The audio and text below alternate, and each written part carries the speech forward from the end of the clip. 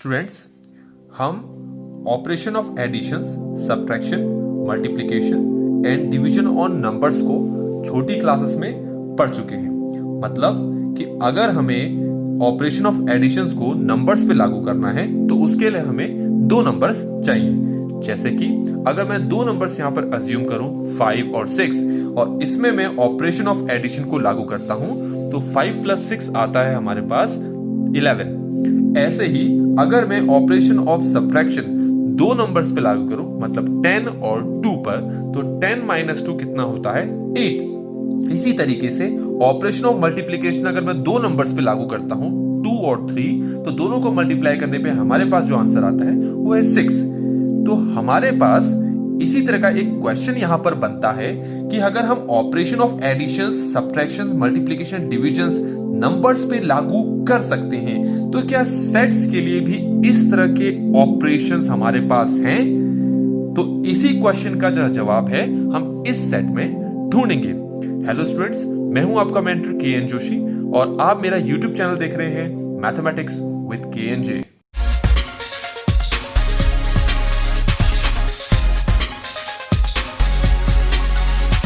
Hello students, class 11th mathematics में हमारा जो चैप्टर चल रहा है वो है सेट्स। हमारा जो आज का टॉपिक है वो है operation on sets and Venn diagram. Sets की डेफिनेशन में ऑलरेडी आपको बता चुका हूं, जो कि है it is a well defined collection of objects. ठीक है, आज हमें जानना है ऑपरेशन ऑन सेट्स। तो बेसिकली हमारे पास यहां पर दो ऑपरेशन है सेट्स के लिए। इसमें से एक ऑपरेशन को हम कहते हैं यूनियन ऑफ सेट्स और दूसरे को कहते हैं हम intersection of sets. Union of sets के लिए हम जो सिंबल यूज करते हैं वो होता है you, and intersection of sets के लिए हम जो सिंबल यूज करते हैं वो कुछ इस तरीके से होता है। मतलब यू का जस्ट इन्वर्टेड कर दो यू को तो हमारे पास ये सिंबल आ जाता है। ये तो हो गई सिंबल्स की बात। जब हम बात कर रहे हैं यूनियन ऑफ सेट की, इसका मतलब यह है कि अगर आपके पास दो या दो से ज्यादा सेट्स हैं और अगर आपको उनका यूनियन करना है तो रिजल्टेंट हमारे पास एक सेट मिलता है और वो जो सेट है वो क्या होगा, वही होता है आपका यूनियन ऑफ सेट्स। मतलब कि मैं अगर ए सेट लेता हूं जिसके एलिमेंट है 1 2 और मैं दूसरा एक सेट लेता हूं जिसके एलिमेंट है 3 4 और मैं तुमसे कहता हूं कि इन दोनों सेट का यूनियन करो तो आप लिखोगे A union B which will be equal to. अब जब यूनियन हम कर रहे होते हैं तो यूनियन करने का मतलब यह होता है कि ए के जितने एलिमेंट्स हैं और बी के जितने एलिमेंट्स हैं उन्हें एक अलग से कर्ली ब्रैकेट के अंदर आपको लिखना होता है, जो कि कुछ ऐसे लिखते हैं 1 2 3 एंड 4। तो ये होता है यूनियन ऑफ टू सेट्स। मान लो हम यहां पर एक तीसरा सेट इंक्लूड कर रहे हैं जिसके एलिमेंट्स हैं 1 4 और अब आपको इन तीनों सेट्स का यूनियन करने के लिए कहा जाए तो इसका मतलब क्या होता है, आपको कुछ ऐसे लिखना होता है A union B union C. तो तीनों सेट्स का आप यूनियन कर रहे हो तो यहां पर यूनियन करने का मतलब है तीनों सेट्स के जितने भी एलिमेंट्स हैं उन सभी एलिमेंट्स को एक आप सेट के अंदर रखोगे। पर एक चीज आप ध्यान रखें, क्योंकि अगर आपके पास एलिमेंट्स कोई कॉमन होता है तो उन कॉमन एलिमेंट्स को यहां पर लिखने की जरूरत नहीं होती है। तो अगर मैं ए बी और सी सेट के सारे एलिमेंट्स को इस ब्रैकेट में डालता हूं तो मैं लिखूंगा 1 2 3 4 1 4। क्योंकि 1 ए के अंदर आ रहा है 4 बी के अंदर आ रहा है तो ये दोनों एलिमेंट्स रिपीट हो गए हैं, तो रिपीटेड एलिमेंट्स को यहां पर लिखने की जरूरत नहीं होती है। तो A union B union C का हमारे पास मतलब क्या है 1 2 3 एंड 4। तो बच्चों ये मतलब है यूनियन ऑफ सेट्स का। आइए बात करते हैं कि इंटरसेक्शन ऑफ सेट्स क्या होता है। इंटरसेक्शन ऑफ सेट का मतलब क्या होता है, अगर मान लो मेरे पास एलिमेंट है 1 2 सेट ए के अंदर और दूसरा सेट बी है उसके अंदर है एलिमेंट 2 और 3, तो जब हम बात करते हैं ए इंटरसेक्शन बी की तो हम कुछ उसको ऐसे लिखते हैं। तो इंटरसेक्शन ऑफ सेट्स का मतलब होता है अगर आपके पास दो सेट्स हैं तो ए इंटरसेक्शन बी, इसको कुछ इस तरीके से हम रीड करेंगे। यहां पर इंटरसेक्शन का मतलब क्या होता है, इंटरसेक्शन का मतलब होता है कि ए और बी में जो एलिमेंट आपके पास कॉमन है वो ही ए इंटरसेक्शन बी का एलिमेंट माना जाएगा। याद रखें कि पीछे हमने ए यूनियन बी में क्या किया था, ए और बी के जितने एलिमेंट्स थे उन सभी एलिमेंट्स को हमने एक सिंगल सेट के अंदर डाल दिया था और उस सिंगल सेट के वो सारे एलिमेंट्स कहलाए गए। तो ए यूनियन बी भी एक सेट है, A union B union C भी एक सेट है। सेट क्या पहचान कैसे होती है, करली ब्रैकेट से। तो इस पे हम बात कर रहे थे। ए इंटरसेक्शन बी का मतलब होता है कि ए और बी में जो कॉमन एलिमेंट है, याद रखें यहां इंटरसेक्शन का मतलब होता है common element which is common to both A and B, that element will lie in this set. अब आप देख सकते हैं 1 2 और 2 3 में कॉमन क्या है, 2। तो ए इंटरसेक्शन बी का एलिमेंट क्या हो जाएगा, वो होगा 2। पर मान लो जैसे कि हमने पीछे एक एग्जांपल अभी लिया था, ए के हमने एलिमेंट कंसीडर किए थे 1 2 और बी के हमने एलिमेंट्स कंसीडर किए थे 3 4। अब आपको पता है यहां पर दोनों में कोई भी एलिमेंट कॉमन नहीं है। तो अगर मैं तुमसे कहूं कि ए इंटरसेक्शन बी निकालो, तो ये तो ऑब्वियस है कि जब आप सेट के अंदर कुछ लिखना चाहोगे तो आपको ये खाली मिलेगा, क्योंकि इसमें 1 2 है, इसमें 3 4 है, दोनों में कुछ भी कॉमन नहीं है। तो A intersection B equal to जो आपने करली ब्रैकेट बनाया उसमें कोई भी एलिमेंट आप नहीं रखोगे, मतलब ये एक तरह का क्या हो गया, एम्प्टी सेट। तो जब दो सेट के अंदर कोई भी एलिमेंट्स कॉमन ना हो तो ऐसे सेट्स को हम क्या बोलते हैं, डिसजॉइंट सेट। याद रखें बेटा, हम इसको क्या बोलते हैं, डिसजॉइंट सेट। तो फिर से आप याद रखें, डिसजॉइंट सेट ऐसे सेट्स को कहते हैं जिनके एलिमेंट्स कॉमन नहीं होते हैं। तो यहां पर जो मैंने आपको एग्जांपल दिया ए और बी का, इसमें कोई भी एलिमेंट कॉमन नहीं था, तो इसलिए हमने कहा A and B are disjoint set. क्योंकि यहां पर इस एग्जांपल में ए इंटरसेक्शन बी में एक एलिमेंट आ गया था 2, तो यहां पर आप इसको डिसजॉइंट नहीं कहोगे। तो इस तरीके से बच्चों हमने क्या समझ लिया, हमने यूनियन ऑफ सेट समझ लिया, इंटरसेक्शन ऑफ सेट समझ लिया, हमने डिसजॉइंट सेट समझ लिया। आइए अब हम समझते हैं वेन डायग्राम क्या होता है और वेन डायग्राम किस तरीके से यूनियन ऑफ सेट्स और इंटरसेक्शन ऑफ सेट से लिंकअप है। बच्चों अब हम समझेंगे कि वेन डायग्राम होता क्या है। तो वेन डायग्राम समझने के लिए हम क्या करते हैं, एक यूनिवर्सल सेट लेते हैं और हम कहते हैं इसको, ये सेट है सेट ऑफ नेचुरल नंबर्स। एक सेट हमने ए ले लिया जिसके एलिमेंट्स हैं 1 2 3, एक सेट हमने बी ले लिया जिसके एलिमेंट हैं, जिसके पास एलिमेंट्स हैं 4 5 और 6। तो अब बात करते हैं कि वेन डायग्राम में हम इन सेट्स को रिप्रेजेंट कैसे करते हैं। तो सबसे पहले वेन डायग्राम में हम बनाते हैं एक रेक्टेंगल। ये जो रेक्टेंगल है, यही रेक्टेंगल यूनिवर्सल सेट को रिप्रेजेंट करता है। मतलब हमने यहां पर यूनिवर्सल सेट लिया है सेट ऑफ नेचुरल नंबर्स, तो इसका मतलब है जितने भी नंबर्स नेचुरल नंबर्स एग्जिस्ट करते हैं वो सारे के सारे इसी रेक्टेंगल के अंदर पाए जाते हैं। हमारे पास अगला सेट है ए जिसके पास एलिमेंट्स है 1 2 3। अब ए आपको पता है यू का सबसेट है, बी भी यू का सबसेट है। तो यूनिवर्सल सेट के जितने भी सबसेट्स होते हैं उसको हम इस रेक्टेंगल के अंदर सर्कल्स के तौर पर ड्रॉ करते हैं। मतलब ए को अगर हमें इसके अंदर रिप्रेजेंट करना है तो हम बनाएंगे एक सर्कल और उसके अंदर जो एलिमेंट्स हैं कितने हैं 1 2 3 ना, वो इस सर्कल के अंदर भी हम दिखा देंगे। ऐसा ही जो हमारे पास दूसरा सेट है बी, इसको भी हम इसी यूनिवर्सल सेट के अंदर रिप्रेजेंट करेंगे और इसके जो एलिमेंट्स हैं 4 5 6, ये मैंने सर्कल बनाया और इसके अंदर लिख लिए मैंने 4 5 6। तो ये है आपका वेन डायग्राम जो कि क्या करता है, सेट्स को रिप्रेजेंट करता है। अब मैं एक और एग्जांपल लेता हूं। मान लो यू मेरा सेट ऑफ नेचुरल नंबर ही रहेगा और इसके मैं दो सबसेट और मान लेता हूं। एक मैंने सबसेट मान लिया सी जिसके एलिमेंट्स मैंने मान लिए, सपोज मैंने मान लिया 4 5 7 मान लिया। एक दूसरा मैंने सेट मान लिया जिसके एलिमेंट्स हैं 4 10 एंड 11। अब यूनिवर्सल सेट इसका भी वही मान लिया हमने, क्या, सेट ऑफ नेचुरल नंबर। तो अब सबसे पहले मैं इस यूनिवर्सल सेट को रिप्रेजेंट करूंगा एक रेक्टेंगल से, और इस रेक्टेंगल के अंदर जितने भी नंबर्स, नेचुरल नंबर्स होते हैं, वो सारे के सारे इसी के अंदर लिखे जाएंगे। क्योंकि वो इनफाइनाइट होते हैं तो मैं लिख के शो नहीं करता हूं। अब ये जो बाकी सी और डी जो कि यू के सबसेट हैं, उसको इसी हम सेट के अंदर रिप्रेजेंट करेंगे, इस रेक्टेंगल के अंदर रिप्रेजेंट करेंगे बाय अ सर्कल। तो ये जो मैंने पहला सर्कल बनाया सी, इसके अंदर कौन कौन से एलिमेंट्स होंगे? 4, 5 एंड 7। एक दूसरा सर्कल और मैं ड्रॉ करूंगा इसी रेक्टेंगल के अंदर, जिसके एलिमेंट्स है 4, 10 एंड 11, जिसको हमने डी नाम दिया। पर आप देख सकते हो कि यहां पर इन दोनों सेट में एक एलिमेंट जो 4 है वो कॉमन है। तो इसीलिए जब दो सेट्स में एलिमेंट कॉमन हो, तो जिन दो सर्कल से आप उनको रिप्रेजेंट करोगे, वो दोनों सर्कल्स इस तरीके से एक दूसरे को इंटरसेक्ट करते हुए दिखाई देने चाहिए। तो अब आप देख सकते हो जब दोनों सर्कल्स ने एक दूसरे पर इंटरसेक्ट किया, तो हमारे पास 3 स्पेस बन के आ गए, 1, 2 एंड 3।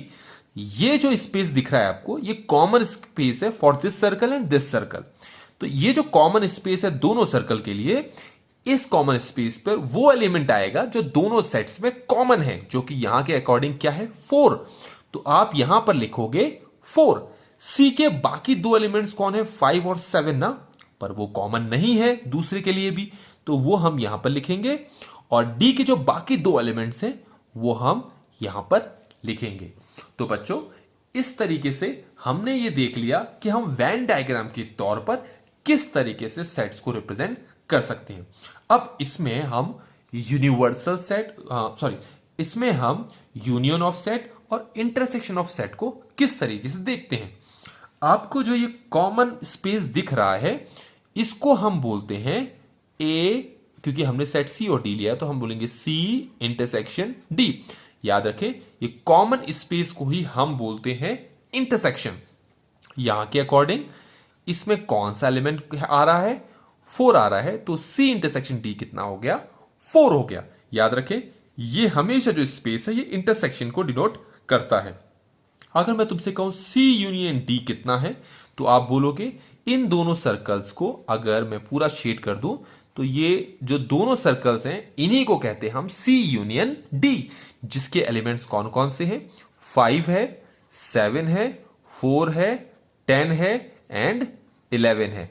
तो इस तरीके से हमने देख लिया कि यूनियन और इंटरसेक्शन दोनों को हम वेन डायग्राम के तौर साथ कैसे रिप्रेजेंट कर सकते हैं। अच्छा, सबसे पहले हमने ये वाला एग्जांपल लिया था ना।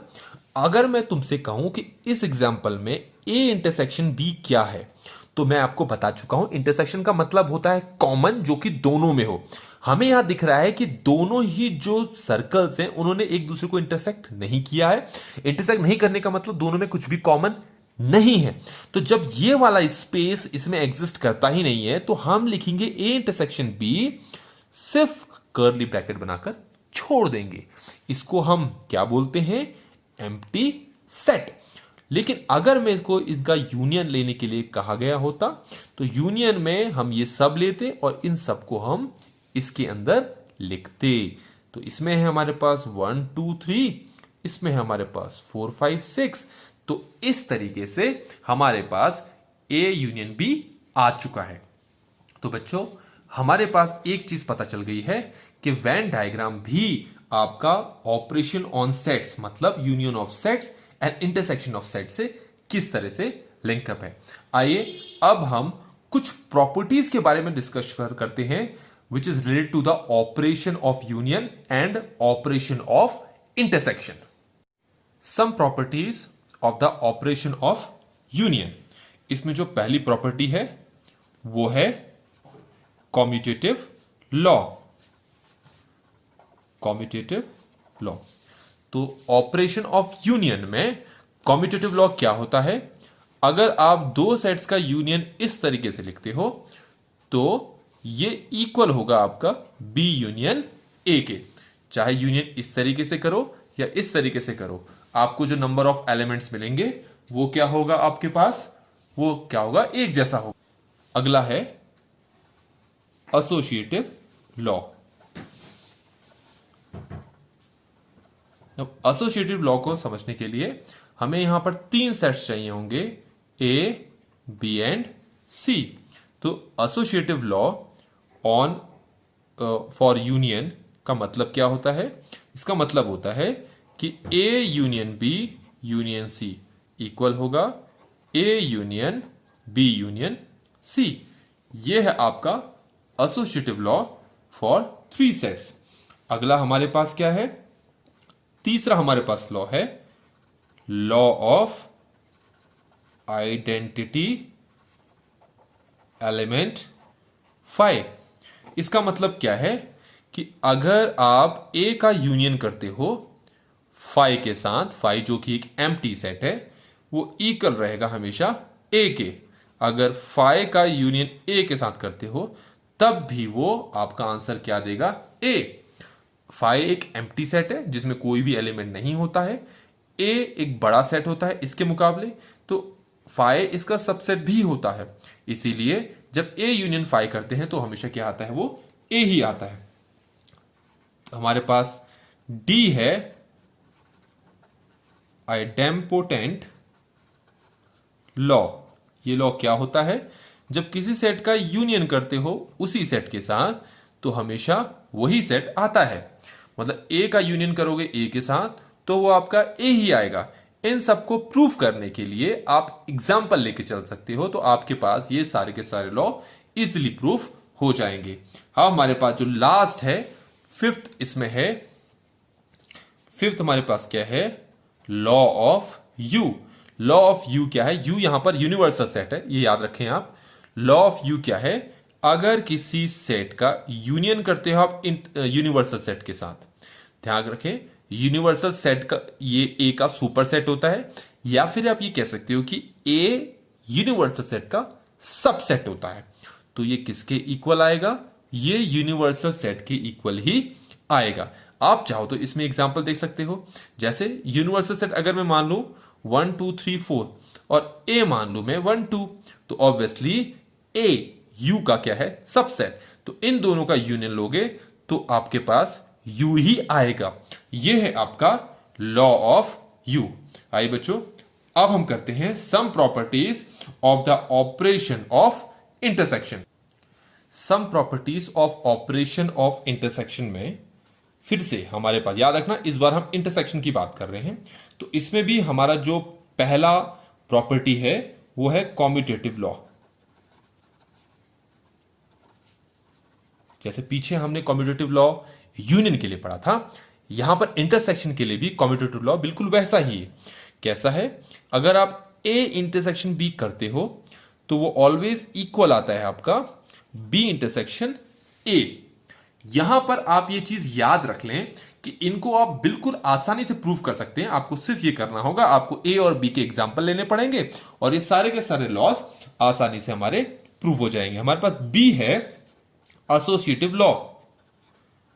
अब एसोसिएटिव लॉ को प्रूव करने के लिए हम लेते हैं यहां पर तीन सेट्स ए बी सी, और जैसे हमने यूनियन के लिए किया था इंटरसेक्शन के लिए भी बिल्कुल वैसे ही करेंगे। आपको सिर्फ इतना करना है, जहां जहां यूनियन बनाया था आपने उसकी जगह इंटरसेक्शन को प्लेस कर दें। तो A intersection B intersection C equal होगा A intersection B intersection C. तो ये हमारे पास प्रूफ हो गया एसोसिएटिव लॉ। तो तीसरा हमारे पास जो लॉ है वो है लॉ ऑफ फाई। अब लॉ ऑफ फाई क्या है हमारे पास? वो यही है, अगर किसी सेट का इंटरसेक्शन करते हैं फाई तो वो कितना आएगा? फाई। आपने याद रखना हमने यूनियन में किया था, अगर किसी सेट का यूनियन करते हैं फाई के साथ तो वो ए आता है, लेकिन जब हम दो ए और फाई का इंटरसेक्शन करेंगे तो फाई आएगा, क्योंकि ये इसका क्या है? सबसेट। तो इंटरसेक्शन करने पे दोनों में जो छोटा होता है वो लिखा जाता है। यूनियन में फाई जो इसका सबसेट है, इसलिए दोनों में जो बड़ा होता है वो लिखा जाता है। ये चीज आप यहां समझ लें। ऐसे ही अगला है हमारे पास लॉ ऑफ यू, मतलब यूनिवर्सल सेट।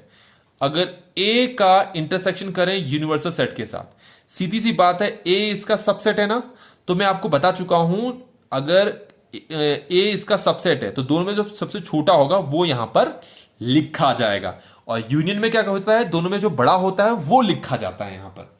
तो ये हमारे पास क्या हो चुका है? ये हमारे पास लॉ ऑफ फाई हो गया, लॉ ऑफ यू हो गया। अगला है हमारे पास आइडेम्पोटेंट लॉ। वो क्या है हमारे पास, अगर किसी सेट का उसी सेट के साथ इंटरसेक्शन करें तो वो कितना आएगा आपके पास, वो ए आएगा। फिर से वही बात, क्योंकि ए का सबसेट है, तो उस हिसाब से जब दो सेट का इंटरसेक्शन करेंगे तो उस दोनों में से छोटा होगा वही आएगा, मतलब ए आएगा हमारे पास। और लास्ट है हमारे पास, वो है डिस्ट्रीब्यूटिव लॉ। Distributive law. अब अगर हमें डिस्ट्रीब्यूटिव लॉ को समझना है तो हम कुछ ऐसे समझते हैं इसको। वो है, अगर ए इंटरसेक्शन कर रहे हैं बी यूनियन सी के साथ, ये कुछ कुछ वैसा है। अगर मान लो ये मल्टीप्लाई है और ये प्लस है, आप खुद देखें, ये मल्टीप्लाई और ये अगर मैं प्लस लगाता हूं, ये भी तो ऑपरेशंस है, ऑपरेशंस ऑन नंबर्स, और ये क्या है, ऑपरेशन ऑन सेट्स। तो इसको हम कैसे करते हैं, जरा ये देखो, A multiply B plus A multiply C करते हैं। ऐसा ही इसके लिए भी लिखना है। मल्टीप्लाई मैंने किसकी जगह लिया था, इंटरसेक्शन की जगह, और यूनियन की जगह क्या लिया था मैंने, प्लस।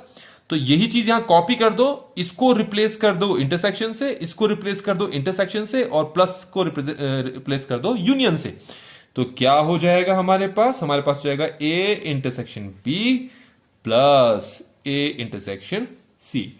ये आपके पास है डिस्ट्रीब्यूटिव लॉ। ये हमने कर लिया। अब बच्चों हमें एक और बेसिक चीज यहां पर समझनी है, वो है डिफरेंस ऑफ सेट्स। अगर आपको दो सेट्स को माइनस करना है तो क्या हम उसको कर सकते हैं, या उसका मतलब क्या होता है, हमें वो यहां पर समझना है। तो हम उसको समझेंगे दो तरीके से, एक वेन डायग्राम के थ्रू और दूसरा आपका मैथमेटिकली एग्जाम्पल लेकर। लेकिन ये दोनों टॉपिक हम समझेंगे अपने नेक्स्ट वीडियो में। अगर ये वीडियो आपको अच्छी लगी हो तो लाइक जरूर करें, चैनल को सब्सक्राइब करना ना भूलें, और वीडियो को लॉकडाउन में भी अपने दोस्तों के साथ शेयर करें। Thank you so much.